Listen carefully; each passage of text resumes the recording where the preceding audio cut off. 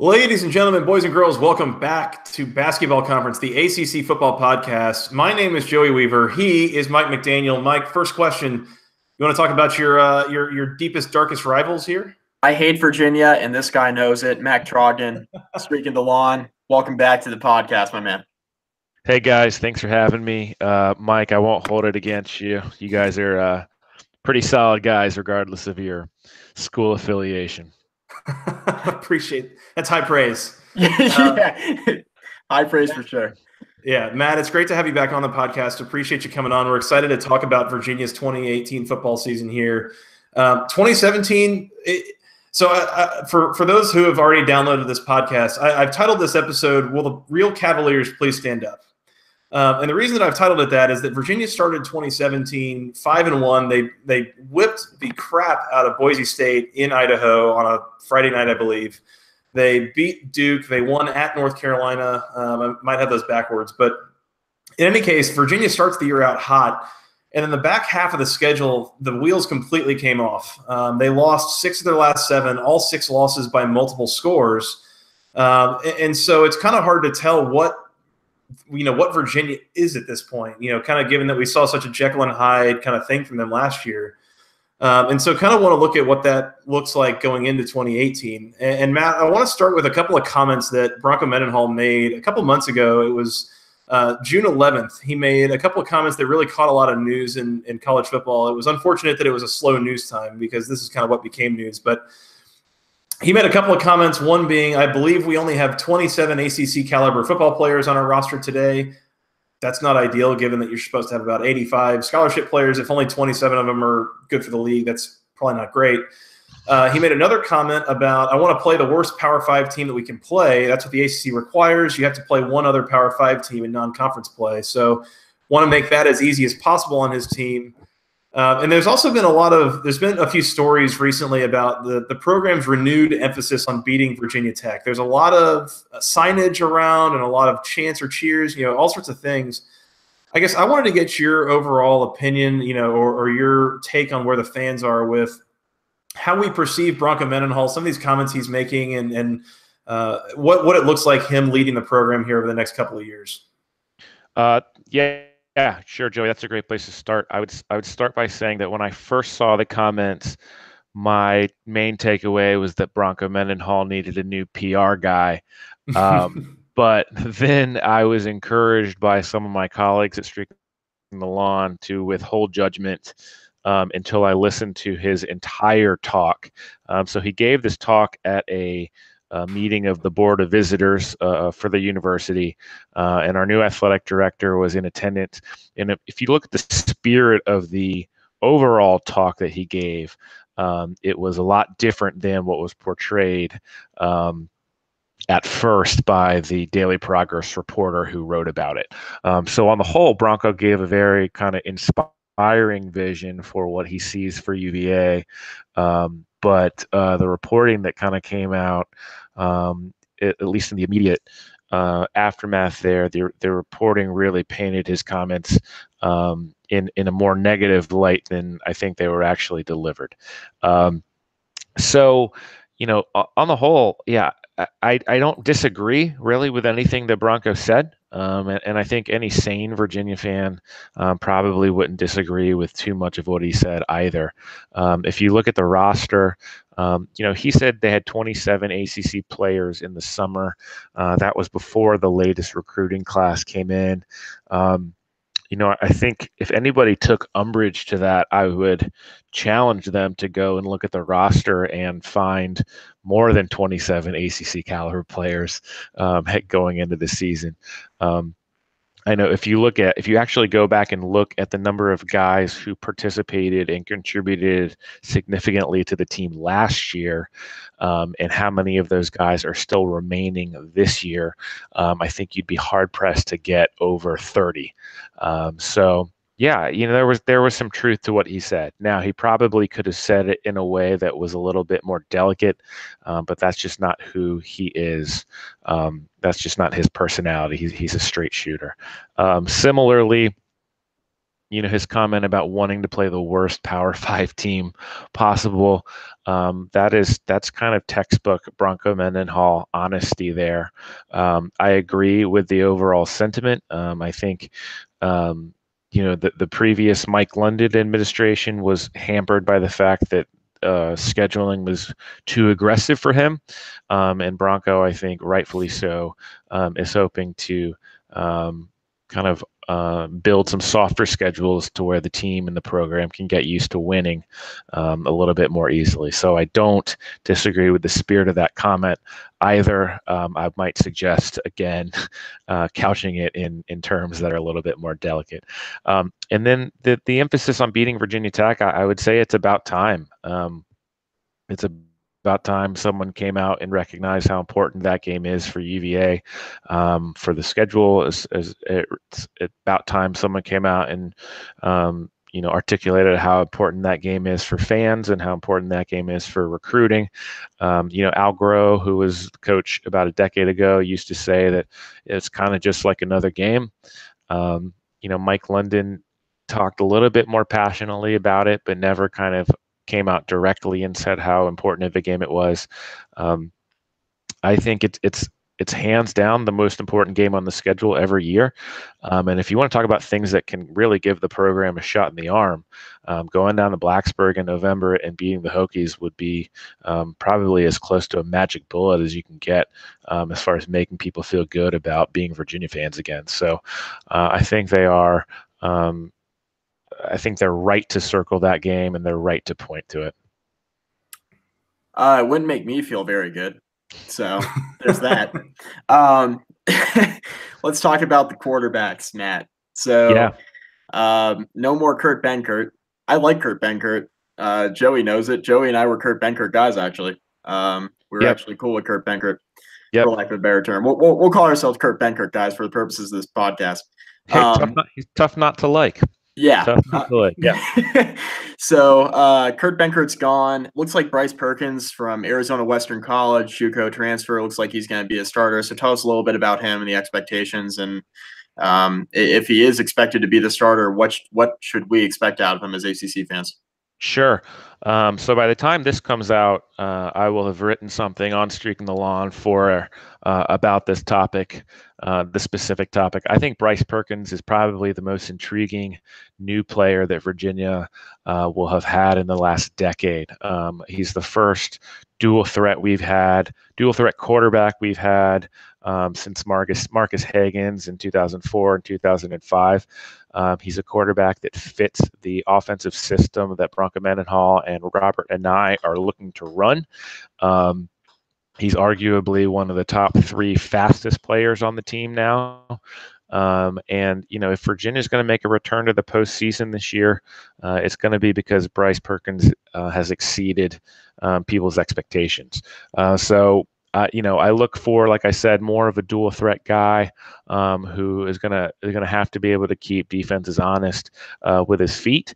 But he's certainly, from what I've seen in practice clips, has a decent enough arm to move the team through the air as well. And as I put it in the column I wrote, having been a Virginia fan and having watched guys over the years like Tyrod Taylor and Lamar Jackson and even going back to Joey Hamilton, kind of run around Virginia defenses. I'm really excited to see what it looks like when we have a quarterback who can make plays with his feet and make other defenses uncomfortable.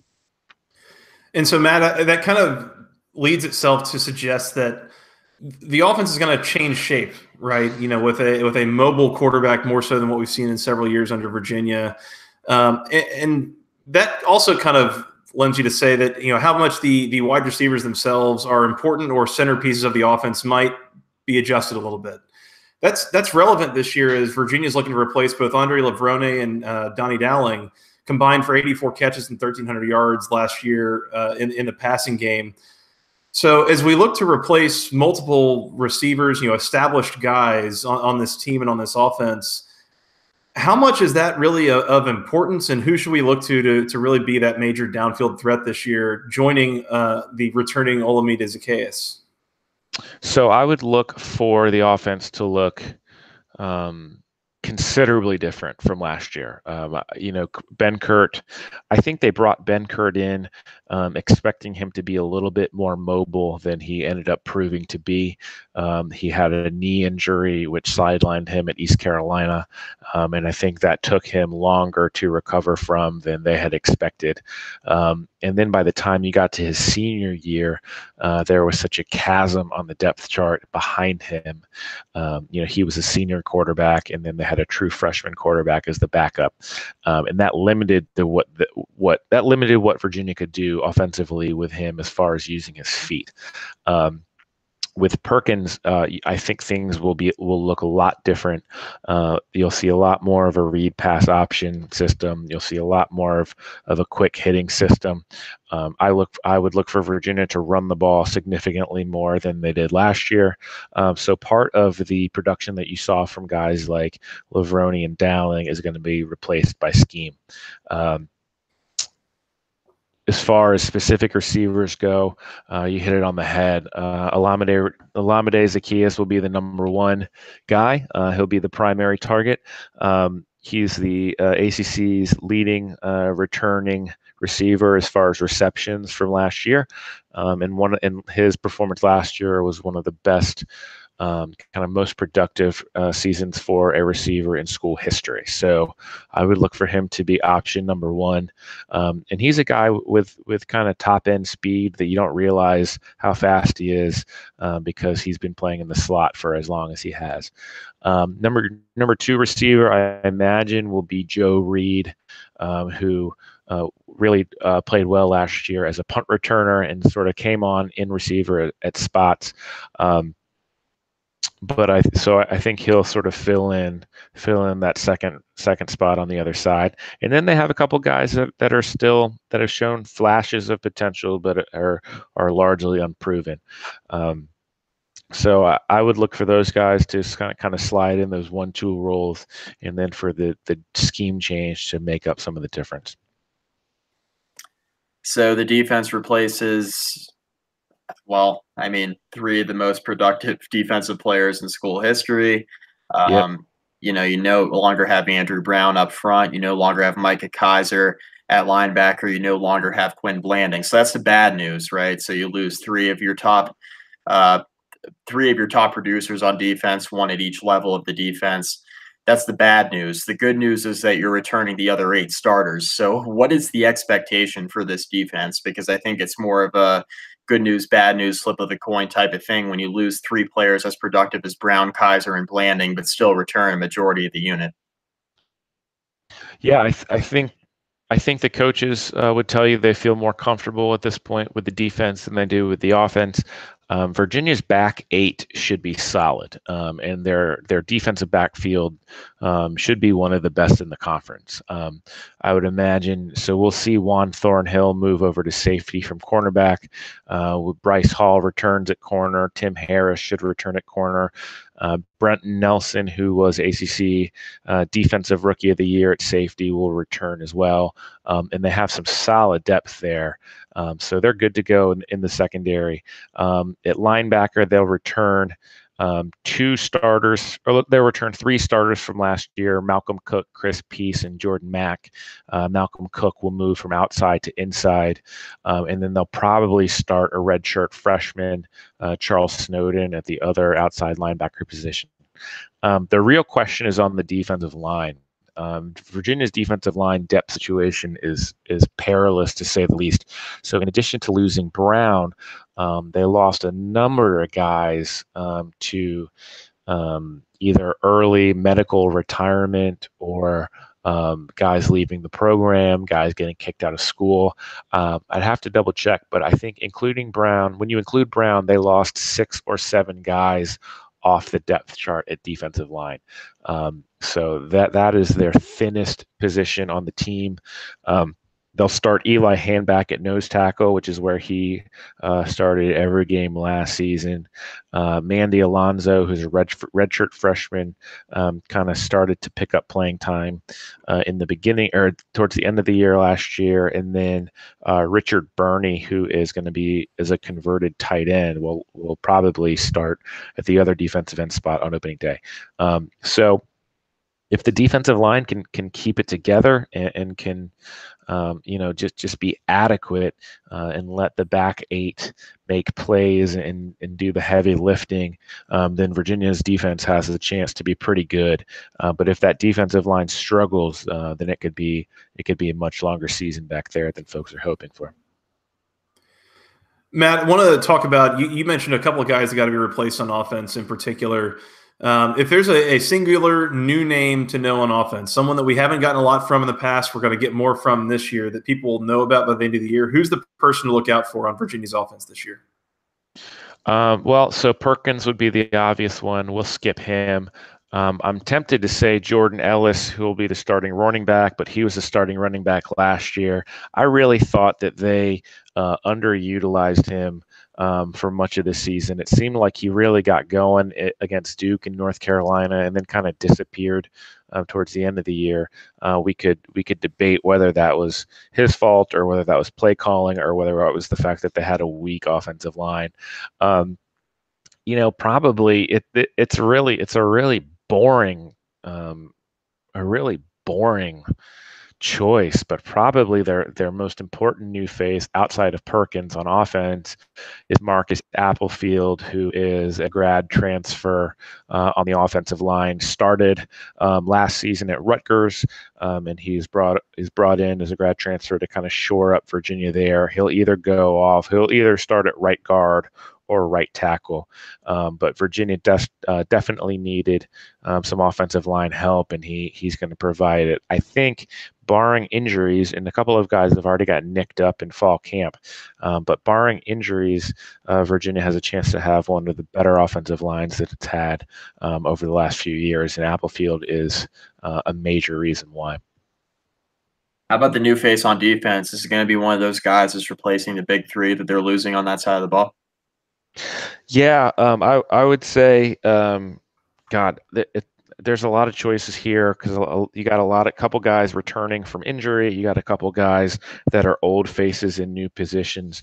But if we're going to go strictly new face, I'm going to go with Charles Snowden, redshirt freshman, offensive or outside linebacker. He's a former basketball player, didn't have a ton of experience playing football in high school. Long, lanky guy. He's like 6'7", 220. And so definitely kind of a different body type for an outside linebacker. But last year, even as a true freshman, he came in and made a couple of really nice, really important plays for UVA.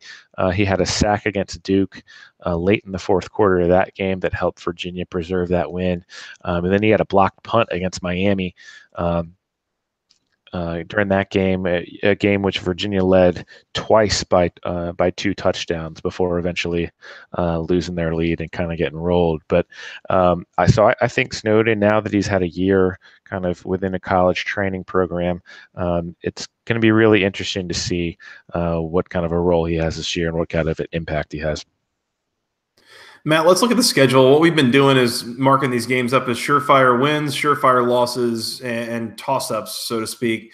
And as I look at this schedule for Virginia, the games that stand out to me as surefire wins, knowing the history of this program, I feel a little nervous going here. But Richmond, I think, getting them at home, I don't think Richmond's at this point that they're actually going to sneak up and beat anybody. So I'll go Richmond. And I think late in the season at home against Liberty, those are the surefire wins. The other one that probably sticks out here is Ohio, but there's a good chance that they're like the best team in the MAC, and not to be totally discounted in my opinion. So as I look at this schedule, that's almost concerning to me. I only see 2 surefire wins. Is there anything else you see on the schedule that is just like Virginia can't really lose this game? No, I agree with you. I think if you look at the schedule, actually, if you look at Bill Connolly's S&P Plus ratings with SB Nation, Liberty is the only team I believe he has Virginia rated higher than going into the season. So I think we'd call that a surefire win. The Richmond team that beat UVA 2 years ago is much better than the Richmond team that will enter Scott Stadium on September 1st this year. And Virginia is just further along as a program than it was at this time 2 years ago, which was Bronco Mendenhall's first game.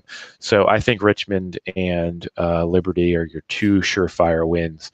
I agree with you. The Ohio one is a game that you would think we could chalk it up as a good fire win, or as a surefire win. But Ohio's been a pretty good team in the MAC. They went to a bowl game last year, and I believe they won. I think they went something like 8-4, 9-3. Bill Connolly, I believe, has them rated ahead of Virginia. I think he has Virginia as a slight favorite in that game, undoubtedly, because they'll be at home.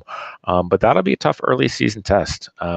And then the majority of the rest of the games will be toss-ups, in my opinion. But we can talk more about that. Yeah, I got Virginia and Liberty. Richmond and Liberty is the two. I think there are a couple other games that we'll put in the toss-up category that I think Virginia has a pretty good chance to win. But as far as surefire wins are concerned, I would go with Richmond and Liberty as well. Mm-hmm. Let's all agree, right, Joey? I'm good with that. Yeah, totally. Let's all agree. Keep it boring. I think worst case scenario, if everything else goes wrong, I think this is bottoms out at a 2-10 season with wins over Richmond and Liberty. That is as bad as it could get. God, if that happens. If that happens, that's gonna be a pretty brutal situation. So, at least it'll be basketball season by the time it's over. Say that again. At least it'll be basketball season by the time it's over. Oh man, I can't even think about basketball season right now. Hey, as long as that is a sore. That is the sorest of sore subjects. That is where my streaking the lawn colleagues and I disagree. They are counting down days till basketball season. And I am just like the guy who got left at prom by his girlfriend 4 years in a row, and I just have no desire to even think about basketball right now. All right, Mike, leave it alone. Leave it alone. It's fine. I'll leave it. There you go. Surefire losses, Matt.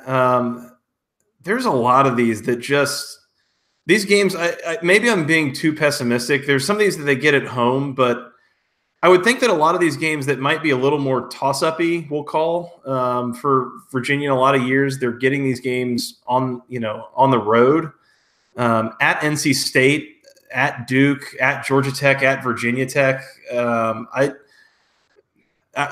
would give them maybe 1-3 across those 4 road games in the ACC. I don't know your thoughts on that, but I won't believe that Virginia can beat Virginia Tech until I see it. I won't. I don't like them playing Georgia Tech on Senior Day in Atlanta, especially coming off of Georgia Tech losing that game last year. I think that's a bit of a get-back game.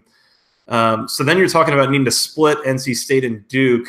I don't know. Am I too low on Virginia here, or is this just not really laid out as in a very conducive way as far as a schedule for Virginia? I think that's. I think all of your thoughts are reasonable. I think again, it comes down to what Perkins is able to do. I was talking to Brad Franklin, who runs CavsCorner.com, which is the rivals outlet for UVA. And he says that Perkins is the kind of guy he's good enough to be a perception changer. So he's depending on what he looks like in the first couple of weeks, we could all have this conversation again and we could pick a lot differently. But until then, of the 4, I think Duke and Georgia Tech are probably the ones where I would feel most confident that Virginia has a chance in.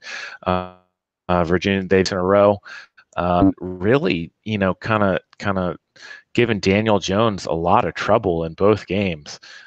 So it kind of made him look uncomfortable in ways that no other team has been able to make him look uncomfortable. So, I certainly think Virginia would have a chance in that one. And then Bronco Mendenhall has come out and said, he has a passion for going up against option offenses. He relishes that challenge. I thought they played Georgia Tech pretty well when they lost down in Atlanta 2 years ago. It was really more, that one came down to Virginia kept turning the ball over, and couldn't kind of get their act together on offense. And then last year, they were able to contain the option, Georgia Tech's option, kind of as well as you can. So if I had to pick two, I would pick those two. I don't know NC State well enough to really kind of opine on it, but I'll go ahead and say I think they would probably be the favorites in that one. And then again, yeah, I'm with you. As much as I'd like to see and like to believe that Virginia can go to Blacksburg and win, I'm sort of believe it when I see it mode there as well. So I think they can get one. I think they can get one of those two, either Georgia Tech or Duke. And I think that they will need to get one of those two in order to make it to the postseason. I don't think they can beat Louisville at home. I know Louisville's got they're going to have a different looking team, and they're rebuilding as well, and there are a lot of unknowns there. I think Louisville's probably going to be better than a lot of people expect, maybe even better than I expected them to be. Joey and I just did a Louisville preview with Ethan Moore from 92.9 in Louisville. He hosts one of the radio shows there, and he talked me into a decent Louisville team. So now I'm going to go. Now, for better or worse, I'm going to go with Louisville being decent, not maybe as bad as I thought they would be. I think Virginia has a hard time winning that game against Louisville, even though it's at home. I think at NC State is going to be a tough game for them to win as well. Home against Miami. Good that you get that game at home on homecoming. I don't think there's a prayer that they win that game. Hang on. Can I change your opinion on that just real quick? Sure. Do you know what Miami has the week before that game? Who does Miami have a week before that? That would be the Florida State game. Okay. If there was ever a time to catch Miami, it's coming off of a potential loss to Florida State. On the road in Charlottesville. I agree, and that's a weird environment to play in right after you have a huge game against Florida State. But at the same time, Miami is probably talent-wise about 2 or 3 touchdowns better than Virginia. So I'm just going to believe in the talent there and say that Miami wins that game. At Virginia Tech, let's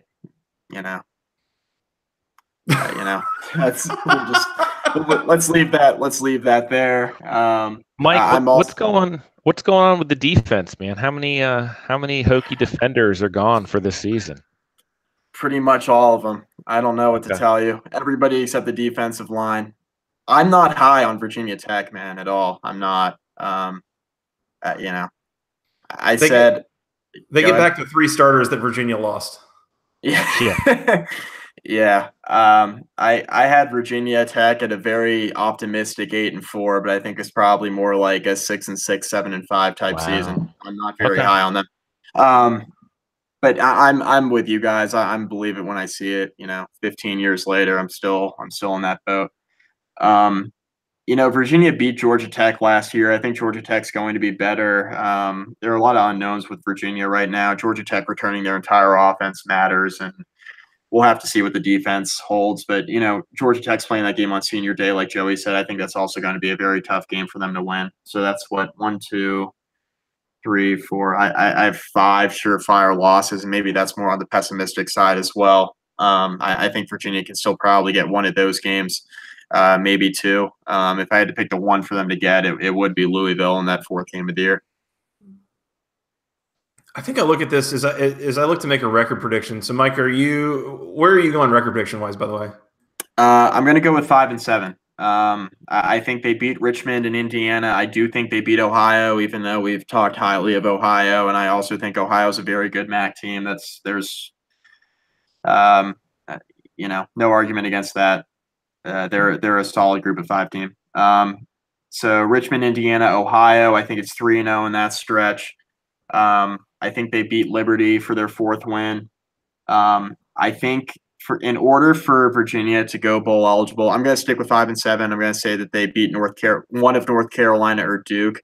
I think in order for Virginia to become bowl eligible, I think it's very important for them to win both of those games back-to-back weeks when they got North Carolina they're at Duke October 20th and at home against North Carolina on October 27th. I think they have to win both of those games in that swing in order to become bowl eligible, in my opinion. But I'm going to go with 5-7. I think Virginia is better than a lot of people are saying they are, but I'm not sure they're quite good enough to get bowl eligibility. There are too many questions on offense for me, and I think that losing your 3 impact players on defense matters, even though you're returning a lot of talent on that side of the ball. Matt, where do you think Virginia ends up this year? I think 5-7 is a darn good choice. I'm going to go 6-6. I think they're going to get 3 of those out of conference games. I think they'll lose either to Indiana or Ohio. I would probably guess that they would lose on the road to Indiana. So that gives them 3. I think they're going to beat Carolina at home. I think they're going to beat Pitt at home. And I think they'll beat Duke. I'm going to go Duke, Carolina, Pitt, and Liberty. So they win 2 out of the first 3, and then they win 4 in a row, kind of late October to early November. Yeah, I guess maybe I feel a little bit like a hater. I'm kind of somewhere between 4-8 and 5-7 here. I was skeptical of the Bronco Mendenhall hire to begin with. I thought that it was kind of a weird fit to me, and it always has been. I felt like 6-6 last year was a little bit, inflated, or I don't know. I'm not super optimistic about this. I'll avoid the hot takiness. I'm going to go 5-7 here as well with Mike. So my thought here is that I think, you win Richmond and Liberty. I think especially with the change on offense, you probably are going to split Indiana and Ohio. So if you go 3-1 out of conference, you just got to go 2-6 in ACC play to get to 5-7, right? Getting Pitt and North Carolina at home, you probably knock off one of those at least, if not both. Getting games again at Duke. So there's some winnable games here. I'm going to go 5-7. I won't be shocked if it's 4-8. I won't be shocked if it's 7-5. Honestly, I'm very actually curious to see how this offense changes. Really, what this entire program looks like. Not to mention, continue to build up some of the young talent on defense. I'm in a place right now I've seen more or less 3 players dominate this defense for the last 3 years for Virginia, and now they're all gone. It's like, show me that there's something else there. I know you bring back Jordan Mack and a few other guys, but I guess I don't know. I feel like a hater right now, but it's kind of where I'm at, and I'm curious to see if they can replicate a bowl performance from last year. Just because I don't know. I'm still not sold on the Mendenhall thing. I think that's where this all eventually comes from. I would say that a lot of people feel the same way. So you're certainly certainly not alone there. I think overall he has a good plan. I think what I can say about him in comparison to the previous coaching staff was it actually seems like he has a plan. So that's an upgrade. So we'll see. Yeah, it's going to take a little bit of time. I think the majority of Virginia fans, Joey, are probably just as skeptical as you are. So, certainly we've seen that with kind of lack of attendance over the last couple of years.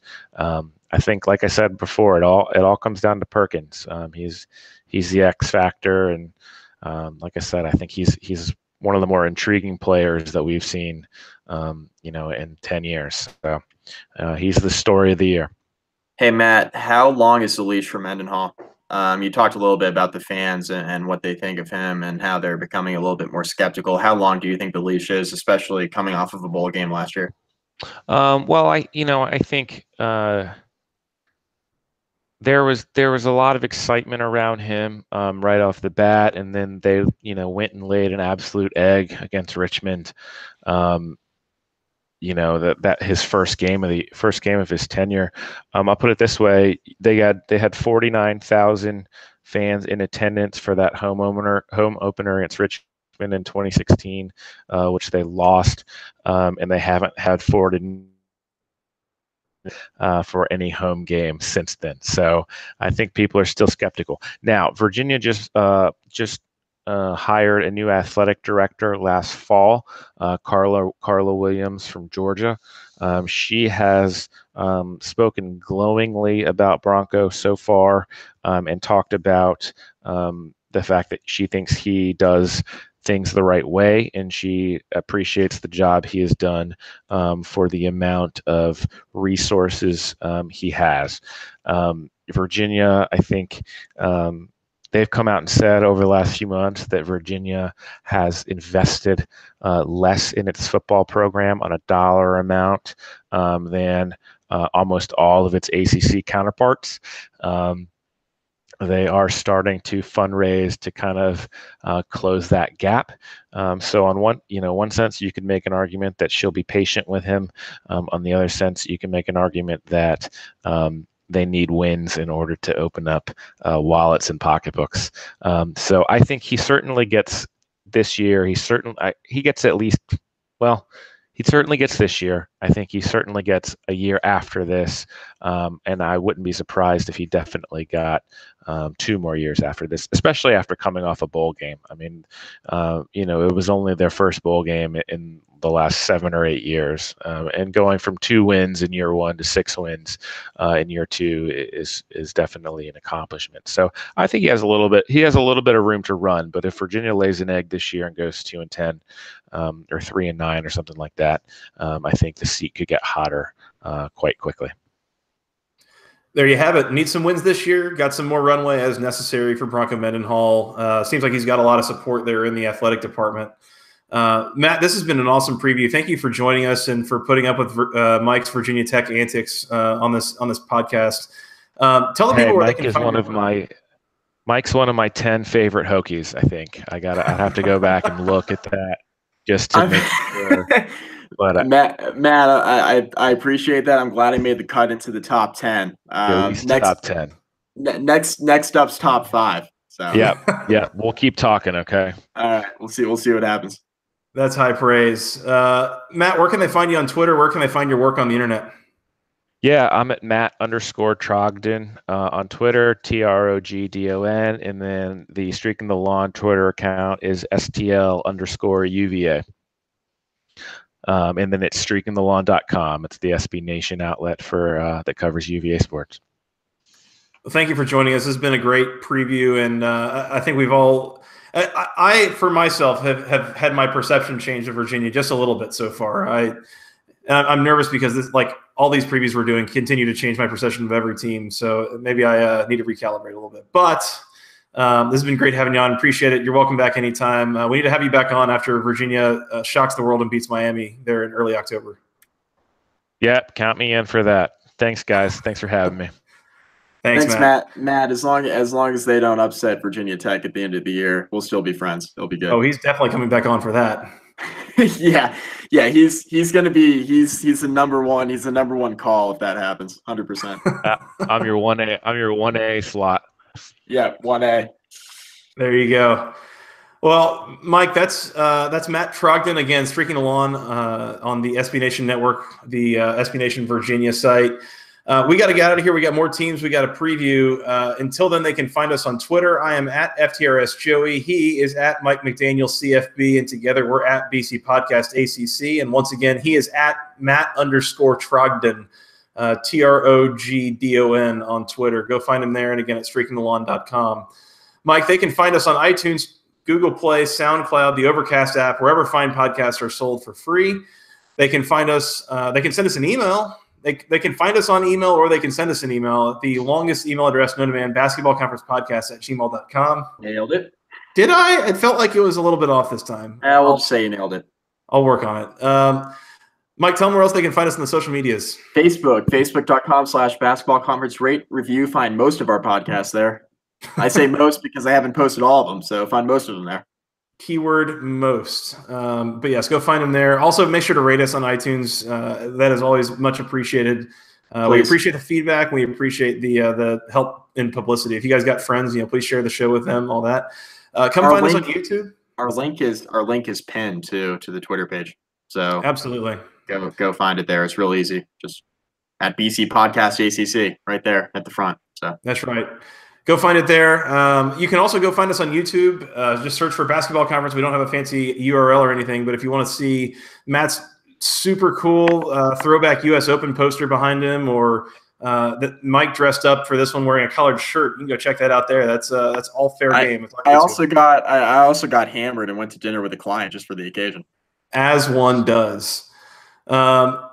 Awesome, Mike. This is that's all we got. We got to come back and preview some more teams here. And in the meantime, until then, for Mr. Mike McDaniel and Mr. Matt Trogdon, I am Joey Weaver. Thank you guys so much for listening. We'll talk to you again soon. And until then, go ACC.